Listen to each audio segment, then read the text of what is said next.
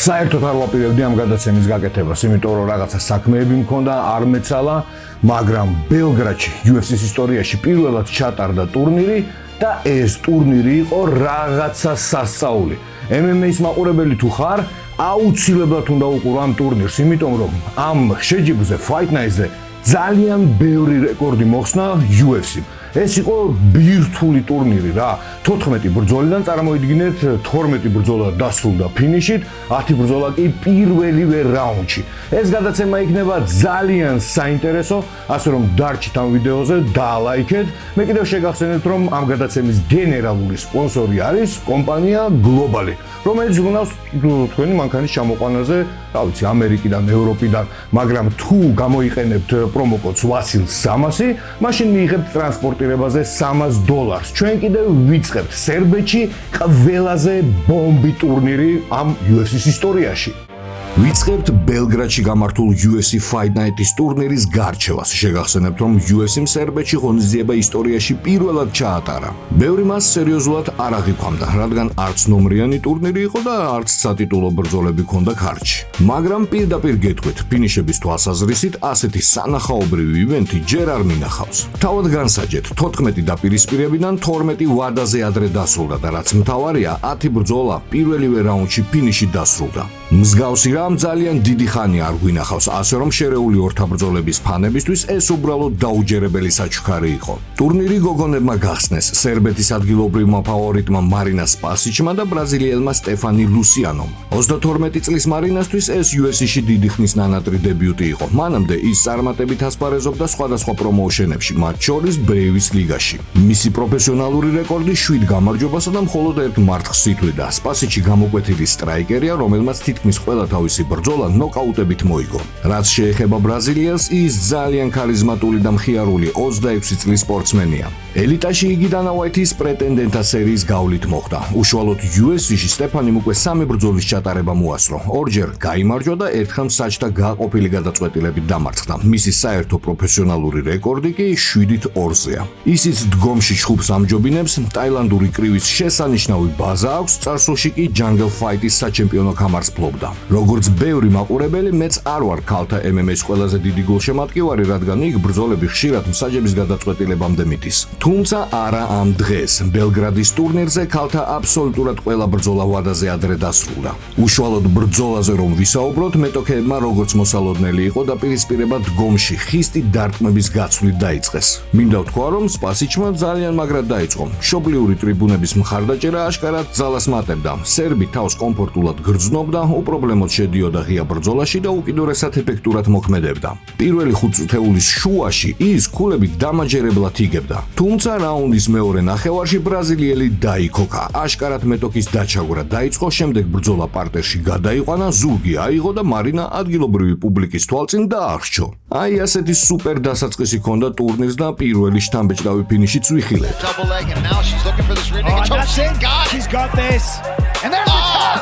Stephanie Luciano makes quick work of the newcomer Marina Spasic on the ground. Due to a rear naked choke, Stephanie Luciano! ამ ტურნირის მეორე დაპირისპირება მძიმე წონაში შედგა. ალექსანდრ პოპეკი იოვან ლეკას წინააღმდეგ. ალექსანდრე გერმანელი სპორტსმენია, ის ოქტაგონის ლიგის ყოფილი ჩემპიონია. ამ მძიმე წონასანს UFC-ში მოხვედრის მცდელობა ჯერ კიდევ 2019 წელს ჰქონდა დანა ვაითის პრეტენდენტთა სერიის გავლით, მაგრამ მაშინ ნოკაუტით დამარცხდა ჯამალ ხილთან. წლების განმავლობაში გაწეული მძიმე შრომის შემდეგ ის მსოფლიოს საუკეთესო ლიგაში დიდი ხნის ნანატარ დებიუტს ატარებს. მისი მეტოქე იოვან ლეკა ადგილობრივი სერბი მძიმე წონოსანია, რომელსაც სოლიდური პროფესიონალური რეკორდი აქვს 13 მოგებითა და 2 მარცხით. კონტრაქტისკენ მისი გზა საკმაოდ რთული აღმოჩნდა. 2025 წელს მან პრეტენდენტთა სერიაში მსაჯების გადაწყვეტილებით გაიმარჯვა, თუმცა მაშინ UFC-ში არ აიყვანეს. ამის მიუხედავად იოვანს ფარხმალი არ დაუკრია და სხვა პრომოუშენებში 2 შთამბეჭდავი ფინიში შემოგთავაზა. ჯერ იყო და ბრეივის ლიგაში მეტოქე armbar-ით დააფინიშა, შემდეგ კი ორგანიზაცია არმადაში მოწინააღმდეგე დაანოკაუტა და ჩემპიონის ქამარიც მოიპოვა. მოიპოვა. ასეთი პერფორმანსის შემდეგ UFC-მ მასთან კონტრაქტი გააფორმა. ასე რომ ოქტაგონზე ორი ძალიან მოტივირებული დებიუტანტი შეხვდა ერთმანეთს. უშუალოდ ბრძოლა ბიჭებმა მაქსიმალურად ფრთხილად დაიწყეს. პირველი 2 წუთი მთლიანად დაზვერვას დაეთმო. ისინი დისტანციიდან აკვირდებოდნენ ერთმანეთს და თავიდან თითქოს გერმანელი ოდნავ უფრო ზუსტად მოქმედებდა და უკეთესადაც გამოიყურებოდა. მაგრამ პირველი რაუნდის შუაში ყველაფერი ერთ წამში შეიცვალა. იოანმა უძლიერესი ფეხი გაისროლა პირდაპირ მეტოქის მუცეში და დარტყმამ პოპეკი ტკივილისგან მოკეცა და მიწაზე დააგდო. სერბი მეტოქეს მაშინვე ეცადა საფინიშებლად და ბადესთან მიყენებული მძიმე დარტყმებით უბრალოდ გაანადგურა. გასაოცარი ფინიში და ისტორიული მომენტი. იოან ლეკა გახდა პირველი სერბი მებრძოლი, რომელმაც UFC-ში საკუთარი გულშემატკივრების წინაშე მოიპოვა გამარჯვება. Declaring the winner by TKO, Jovan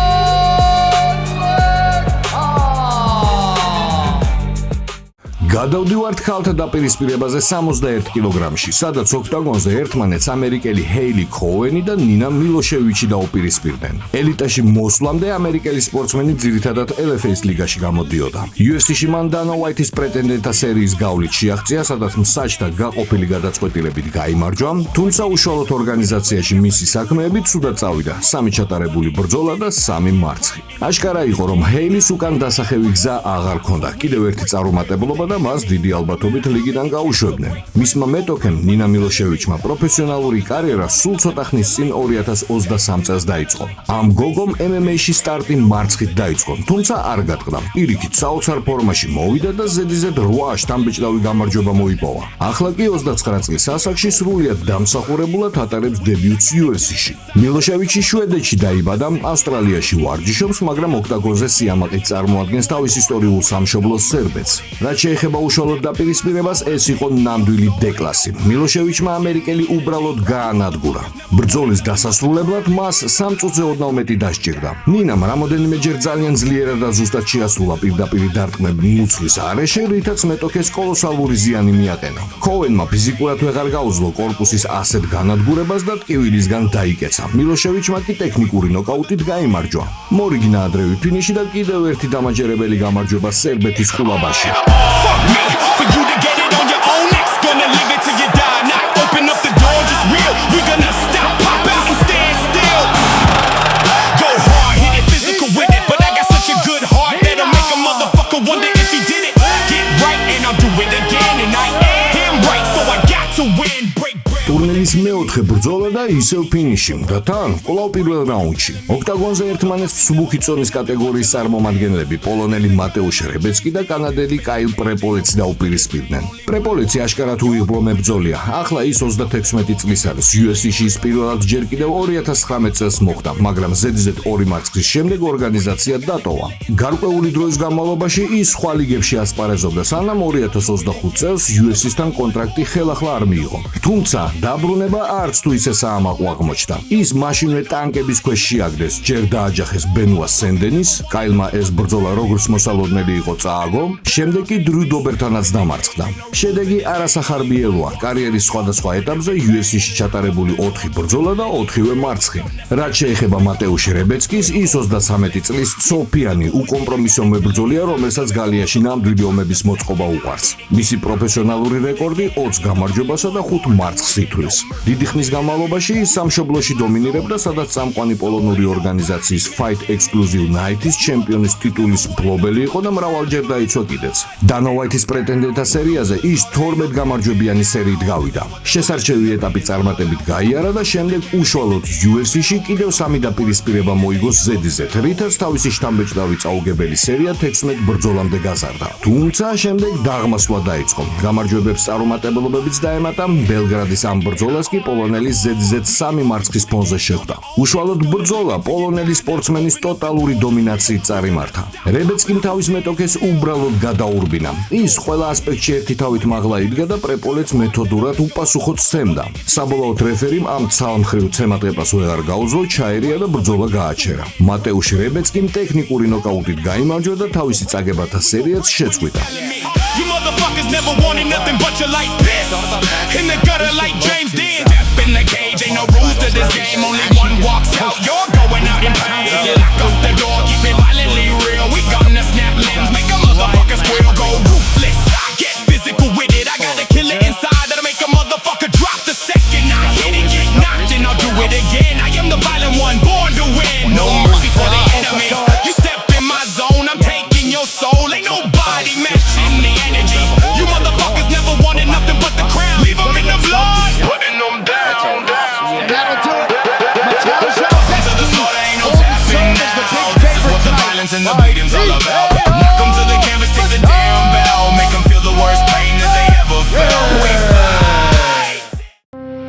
შემდეგი დაპირისპირება ქვემსუბუქ ზონაში გაიმართა. ოქტაგონზე ბოგდან გრადი და დენის ბუზუკია შეხვდნენ ერთმანეთს.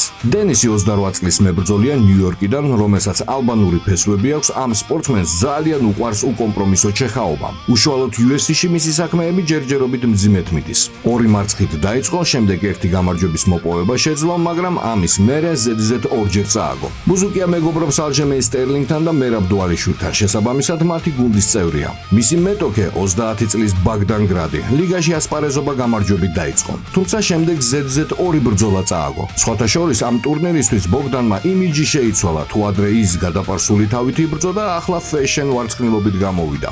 გრადი წარმოშობით რუმინეთიდანაა, მაგრამ ავსტრიას წარმოადგენს და ოქტაგონზე ყოველთვის 2 ქვეყნის დროშით გამოდის. ის დაკუნთული ნოკაუტერია, რომელიც კარგ ომზე უარს არასდროს ამბობს. რაც შეეხება უშუალოდ ბრძოლას, დიახ, ის პირველ რაუნდში არ დასრულებულა, მაგრამ ნუ იჩქარებთ გულის დაწყვეტას, ფინიში მაინც ვიხილეთ. თავიდანვე სპორტსმენებმა უბრალოდ გიჟური ტემპი აიღეს.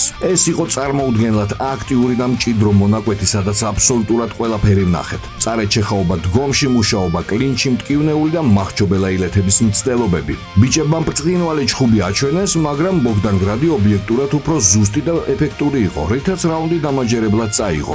მეტიც, გადამრჩენელი გონგი რომ არა, პირველივე 5 წუთეულში სავსებით შესაძლებელი იყო ბუზუკია უმძიმესი გრანდენ პაუნდით დაეფინიშებინა. Set him up with the strikes, catches him with the right. Wants to get those big. Oh! I don't think he's going to get that, but he gets one as well, and that's going to cut Suzuki back out. Going to get that underhook. He's trying eventually it stops. Tonight, he certainly helped him defensively. He's getting threatened with a key lock, which again changes angles. There's only 30 seconds left with the round close. There they are. Either way. Here, of course. And even if you don't him down for round 2. We're good, gotta get up on your. Let's go. Chanting Bogdan. მეორე რაუნდის არანაკლებად გიჟური გამოდგა. ბუზუკიამ მაშინვე სადა ინიციატივის ხელში აღება და უძლიერესი დარტყმა შეასრულა. მაგრამ ბოგდანმა შეაჩერა ეს შეტევა და მეტოქე კლინჩში შეკრა. ამის შემდეგ გალიაში ნამდვილი ხორცაკეფი მანქანა ჩაირთო, ღია გაცვლებით დგომში, სადაც უპირატესობა ხელიდან ხელში გადადიოდა. რაუნდის ბოლოსკენ ისეთი შტაბეჭდილება შეიქმნა, რომ ბუზუკიამ თავისი რითმი იპოვა და მიზანს უფრო ხშირად აღწევდა. თუმცა გონგამდე სულ რაღაცა რამოდენიმე წამით ადრე ბოგდან გრადმა მეტოქეს შეცდომაზე დაიჭირა, მახრჩობელა შეკრა და ბრძოლა საბმიშენით დაასრულა. შეჩერებისთანავე ბუზუკია უკმაყოფილო იყო და ამტკიცებდა, რომ არ დანებებულა. თუმცა ვიდეო გამეორებაზე ნათლად ჩანს, რომ მან ხელი დაარტყა. ასე რომ ყველაფერი სამართლიანად დასრულდა ბოგდან გრადის შთამბეჭდავი გამარჯვება მახრჩობელა ილეთით.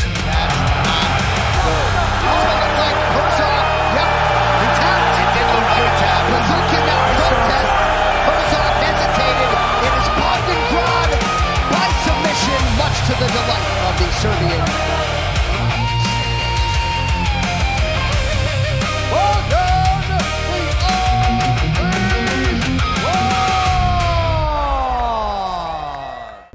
მაშასე ტურნირის დაწყების შემდეგ ზედიზედ 5 ბრძოლა ვადაზე ადრე დასრულდა. დაიდადგა მე-6 დაპირისპირების ჯერიც, რომელშიც ერთმანეთს ადგილობრივი მებრძოლი ბორისლავ ნიკოლიჩი და რუსი მარკ ვოლოგდინი შეხვდნენ. ბორისლავი ძალიან ხისტი სერბი ბიჭია, რომელიც თავს ერთნაირად კარგად გრძნობს როგორც დგომში, ისევე პარტერში. ადრე ის ძირითადად ბრეივის ორგანიზაციაში გამოდიოდა, სადაც ჩემპიონიც გახდა და თავისი ტიტულით წარმატებით დაიცვა. მისი საერთო პროფესიონალური რეკორდი 16 გამარჯვებასა და 2 მარცხს იტყვის.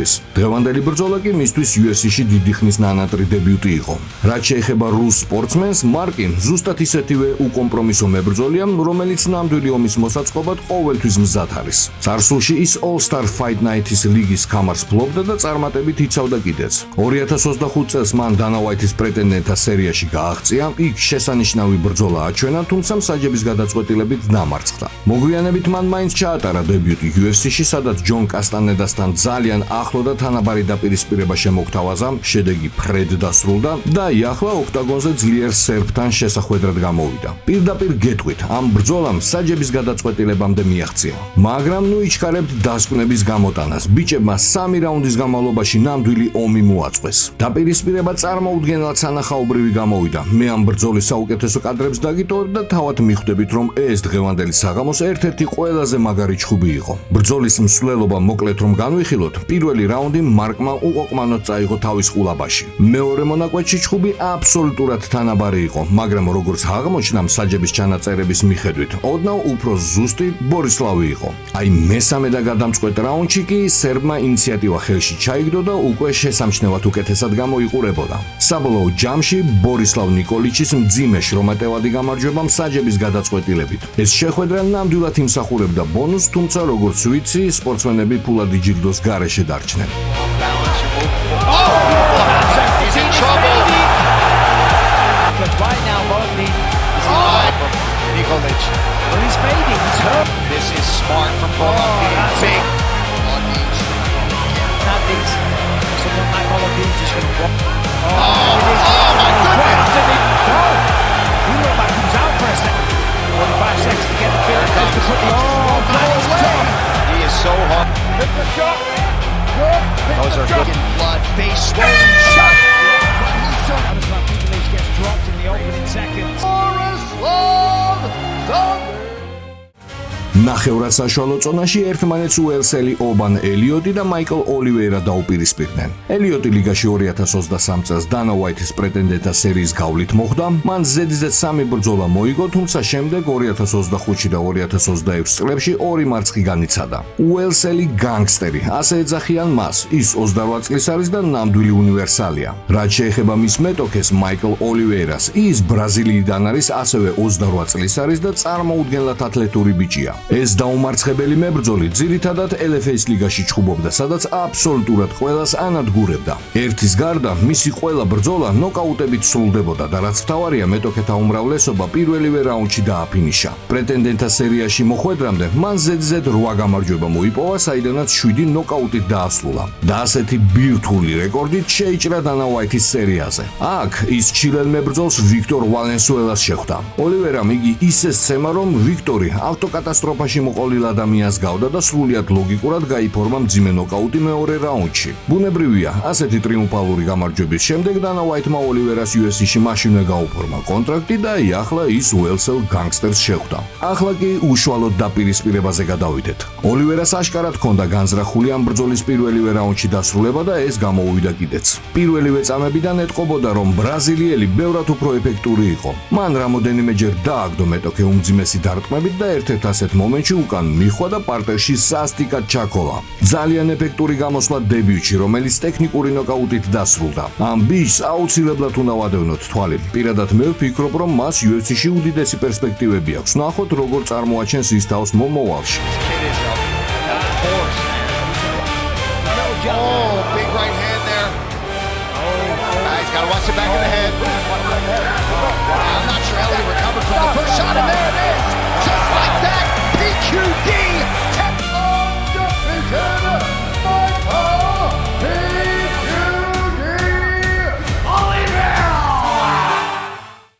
კიდევ ერთი საინტერესო დაპირისპირება, რომელიც ფინიშით დასრულდა. სუბუქ წონაში ერთმანეთს აზერბაიჯანელი მებრძოლი ტოფიკ მუსაევი და სლოვაკი სპორტსმენი ლიუდოვიტ კლაინი შეხვდნენ. კლაინი საბაზისო მოკრივია, რომელიც ფეხებითაც შესანიშნავად მუშაობს და არც ჭიდაობაში აქვს საქმე ცუდად. მოკლედ რომ ვთქვათ, ნამდვილი უნივერსალური მებრძოლია. ის 31 წლის არის, UFC-ში 12 ბრძოლა ჩაატარა და აქედან 8-ში გამარჯვება მოიპოვა, თანაც ბოლო 9 დაპირისპირებიდან მხოლოდ ტოპ მებრძოლ მატეუშ გამროთან აქვს მარცხი. მისი ოპონენტი აზერბაიჯანელი ტოფიკ მუსაევი რაიზენის ლიგის ყოფილი ჩემპიონია. ის ძალიან გამოცდილი 36 წლის მებრძოლია, ბავშვობაში კარათეთი იყო დაკავებული, გახდა მსოფლიო ჩემპიონი უშუ სანდაში, ხოლო მოყვარულთა MMA-ში ევროპისა და აზიის ჩემპიონატების ოქრო აქვს მოპოვებული. მისი პროფესიონალური რეკორდია 23 მოგება და 6 მარცხი. UFC-ში მისი დებიუტი 2025 წელს შედგა, პირველი ბრძოლა დათმო, მეორეში გაიმარჯვა და ახლა ოქტაგონზე კლაინის წინააღმდეგ გამოვიდა. ამ სპორტსმენებს შორის ბრძოლა მაქსიმალურად დინამიური გამოვიდა.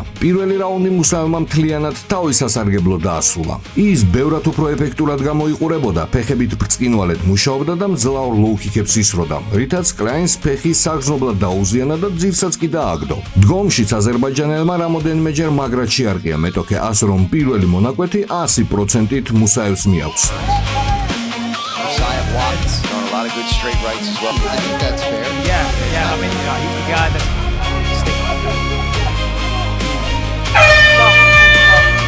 From tonight. აზერბაიჯანელის დომინაცია მეორე რაუნდშიც გაგრძელდა. კლაინი ბრძოლის ჭიდაობაში გადაყვანას ეცადა, მაგრამ უშედეგოდ მუსაევმა დაპირისპირება მარტივად დააბრუნა დგომში. აქ ბიჭებმა დარტყმების სასტიკი გაცვლა დაიწყეს. მიუხედავად იმისა, რომ კლაინმა რამოდენიმეჯერ წარეთ მოარტყა ოპონენტს, მუსაევი ინიციატივას მაინც ხელიდან არ უშვებდა. ერთ-ერთი ასეთი გაცვლის დროს ტოფიკმა კლაინი მრავალდარტყმიანი კომბინაციით ძირს დააგდო და პარტერში უძლიერესი ჰამერფისტებით სასტიკად დააფინიშა. აზერბაიჯანელის შთამბეჭდავი გამარჯვება ტექნიკური ნოკაუტით. Go down at this rate.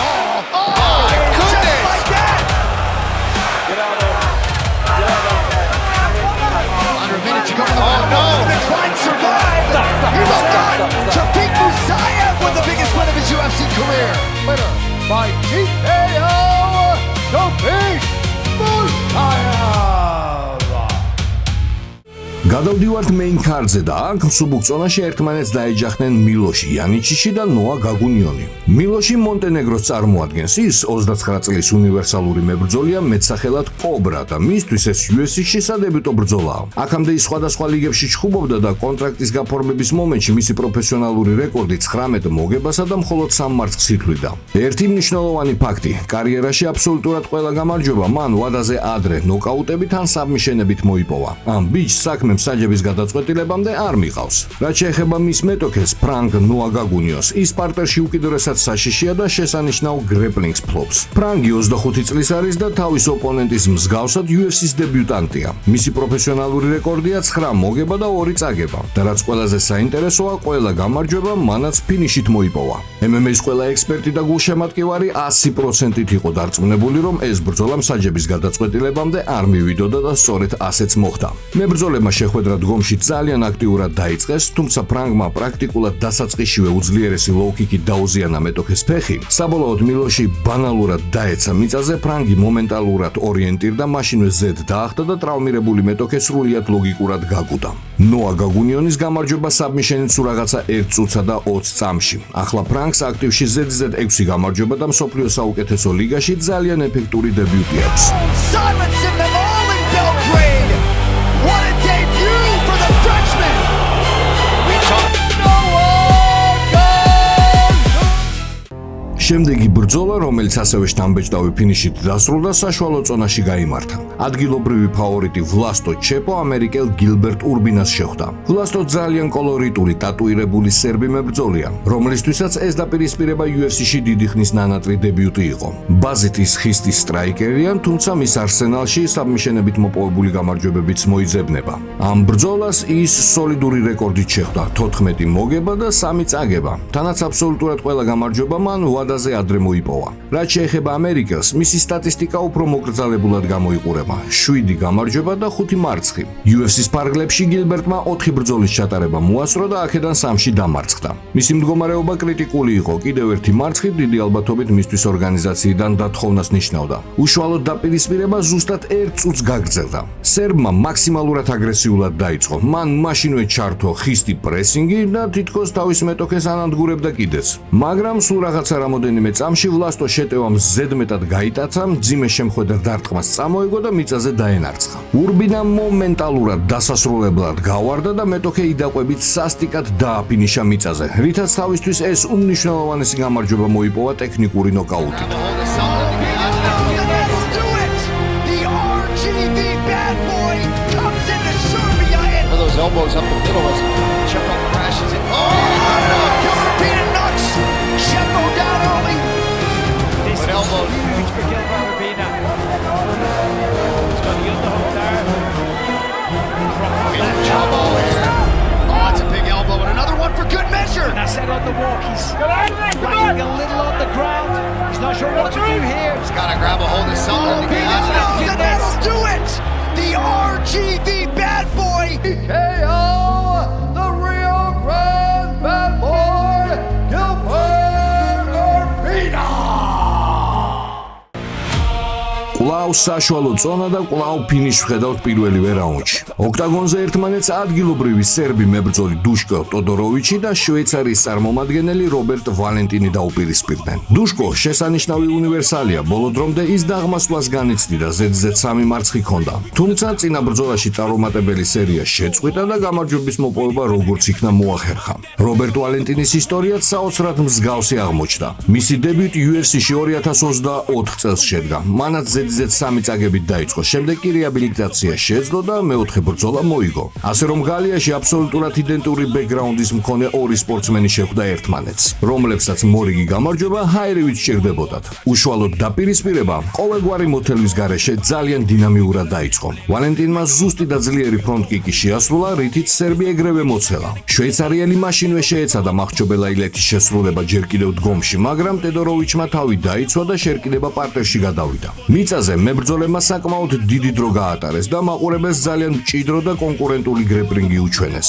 ეს ნამდვილ საქანელას გავდა, ინიციატივა მუდმივად ერთი სპორტსმენისგან მეორეს ხელში გადადიოდა, თუმცა რაუნდის მიწურულს ვალენტინი უფრო მარჯვე აღმოჩნდა, მან ტედოროვიჩი მჭიდროდ გელიოტინაზე დაიჭირა და მახრჩობელა ილეთით გაიმარჯვა. For you to get it on your own. Next gonna live it till you die. Not open up the door, just real. We gonna stop, pop out and stand still. Go hard, hit it physical with it. But I got such a good heart that'll make a motherfucker wonder if he did it. Get right and I'll do it again. And I am right, so I got to win. Break bread with the enemy. გადავდივართ მძიმე წონაში. აქ ადგილობრივი მებრძოლი ალექსანდრ რაკიჩი ოქტაგონზე პოლონელ მარჩინ ტიბურას დაუპირისპირდა.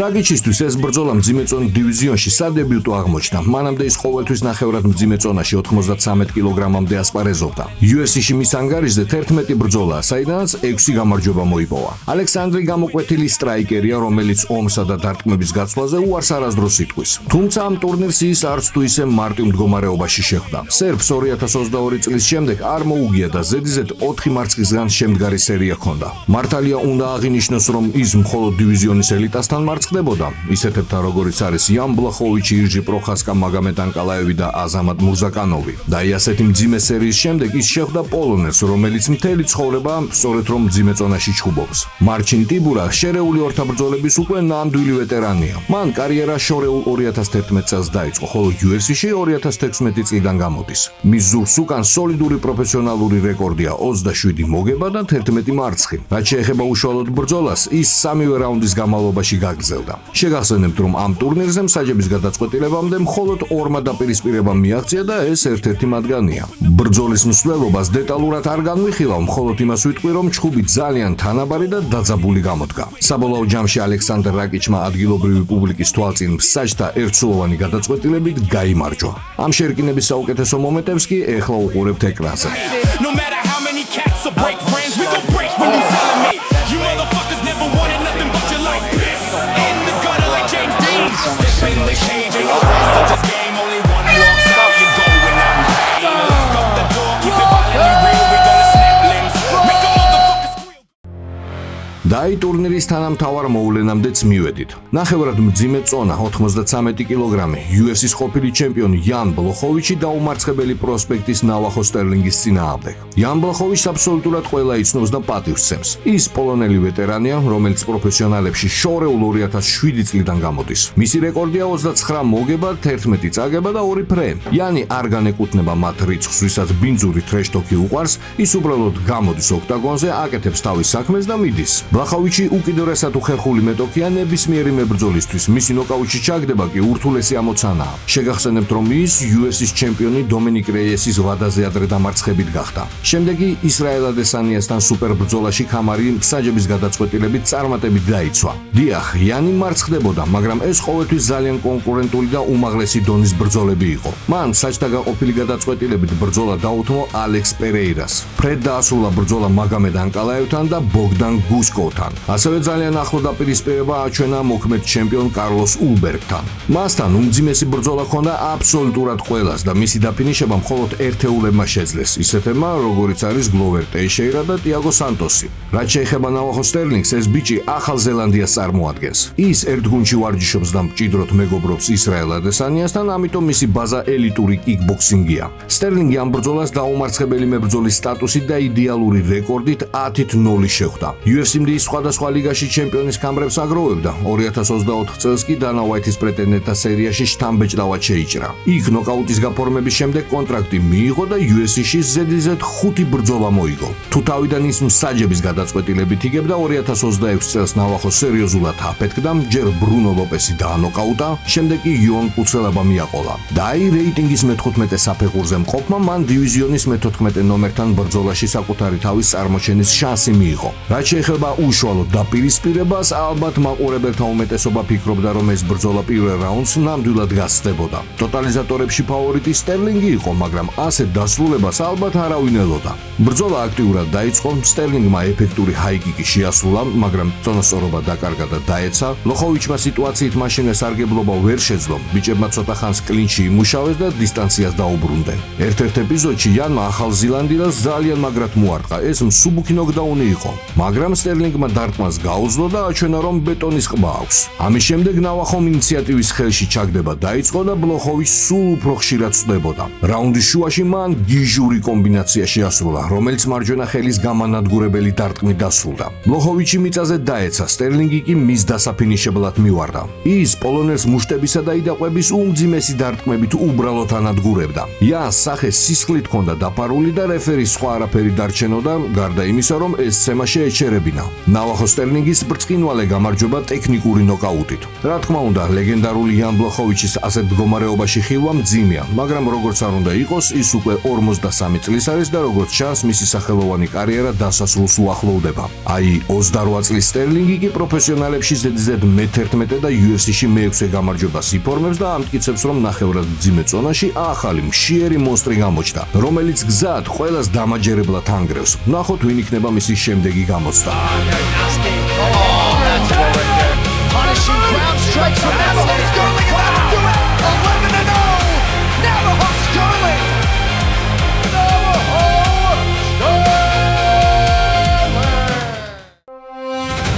და აი, როგორც იქნა ამ ისტორიული საღამოს მთავარი მოვლენაც. ნახევრად საშუალო წონა, რეიტინგის მე-14 ნომერი უროშ მედიჩი, მე-15 ნომრის დენიელ როდრიგესის წინააღმდეგ. მედიჩი, რომელიც სერბეთს წარმოადგენს, უბრალოდ დამაშინებელი ნოკაუტერია. მისი პროფესიონალური რეკორდი 13 გამარჯვებასა და 3 მარცხს შეადგენს და აბსოლუტურად ყველა თავისი მოგებული ბრძოლა მან ვადაზე ადრე დაასრულა.